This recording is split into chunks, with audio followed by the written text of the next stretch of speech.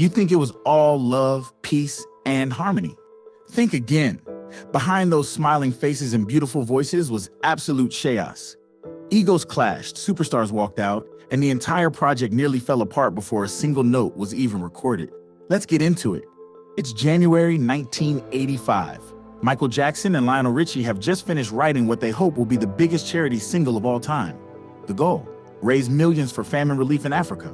The concept was inspired by Band-Aid's Do They Know It's Christmas? But this was going to be bigger, better, more American. But here's the thing, getting the biggest names in music into one room at the same time. That was going to be a nightmare. Producer Quincy Jones sent out invitations to 45 of the biggest artists in the world. But he didn't just ask nicely. Oh no, he included a note that read, "Check your egos at the door." And trust me, they were gonna need that reminder.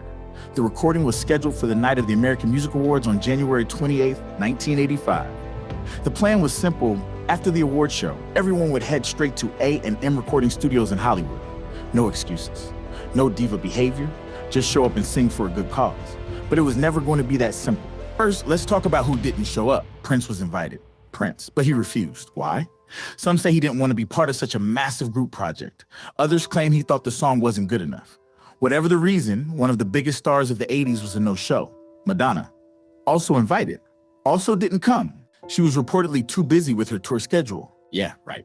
And get this, Waylon Jennings walked out during the recording. He got frustrated with all the egos and the chaos and just left.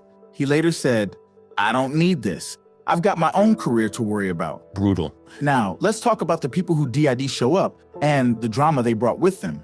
Remember Quincy Jones's note about checking egos at the door? Well, some people apparently didn't get the memo, or they got it and just didn't care.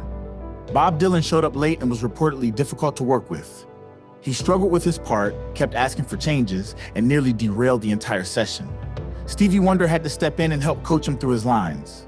Can you imagine? Bob Dylan needing vocal coaching. Then there's the issue of solo parts. Everyone wanted one. Everyone thought they deserved the spotlight. Quincy Jones had to literally play referee, deciding who got to sing what. Some artists were not happy about their placement in the song. Here's a story that didn't make it into the feel-good documentary. Cyndi Lauper showed up wearing her signature wild outfit, full of jewelry, bangles, and accessories. When she started singing her part, all her jewelry was making noise and ruining the take. Quincy Jones politely asked her to remove some of it. Her response? Let's just say she wasn't thrilled. There was reportedly a tense back and forth before she finally agreed, but the tension in the room, you could cut it with a knife. Al Jarreau was placed in the back row of singers. The back row.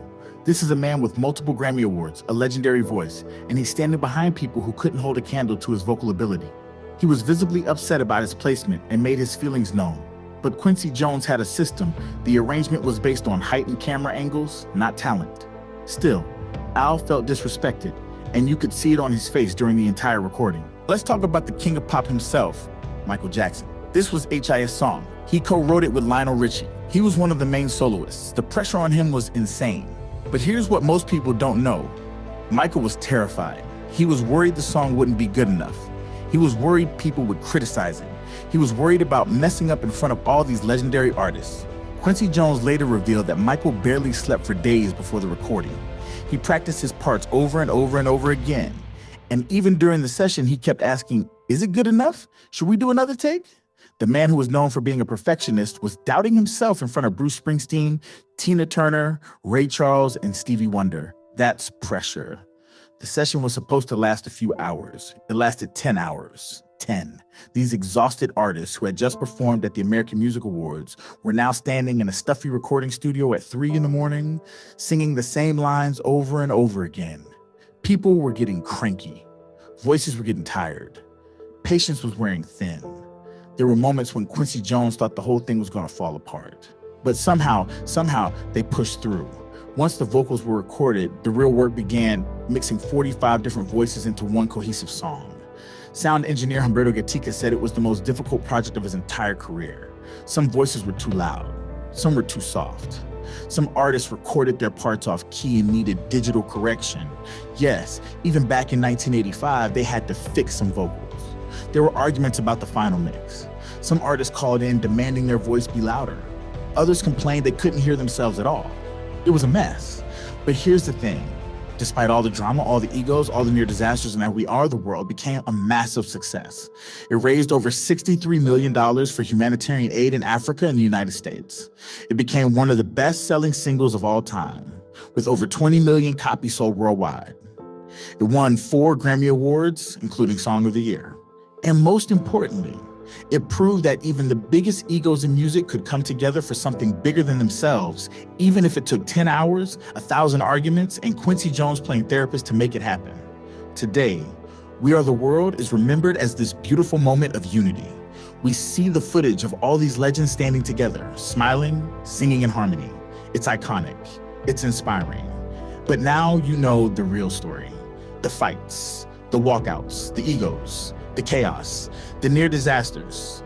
And honestly, that makes it even more impressive because they pushed through all of that to create something truly special. So what do you think? Were the egos worth it for such an incredible cause? Let me know in the comments below.